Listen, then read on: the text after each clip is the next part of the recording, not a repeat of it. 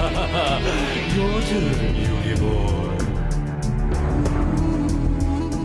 What is up, guys? This is Lintheo, coming at you with a card discussion on one that was recently came out in the Primal Origins set, and that card is 103 Ragnazero. Now, this card has been kind of eagerly awaited. A lot of people have been looking forward to this card being released. The one thing that I want to talk about is this card's release too little, too late? Now, you might think it's a bit of a strange thing to say, is it too little, too late? But this card would have been absolutely perfect around the Fire Fist format, because Fire Fist were huge, Tenki was huge, and this card would have absolutely raped them. Now, saying that, this card isn't useless. I really like this card because it can still give a headache to other decks. Like, you know, Bujins is the first one that comes to mind where you can really struggle against this because Tenki is a thing.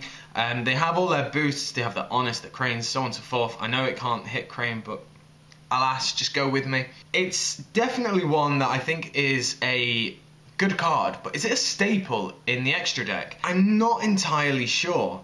There are a lot of good extra deck cards out there. The 101, the Exeter Knights, the Emeralds, the Chains, and they're all staples, in my opinion. Is Ragnazero a staple?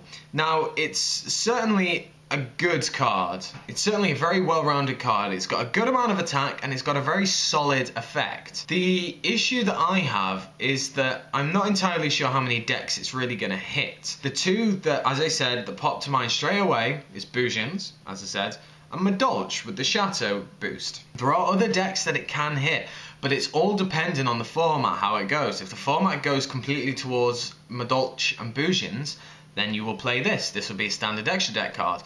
But if it kind of whittles out and goes towards more artifacts maybe, or Sylvans, then there's a chance that it's just not going to be used because those decks, they don't really have stat modifications as much.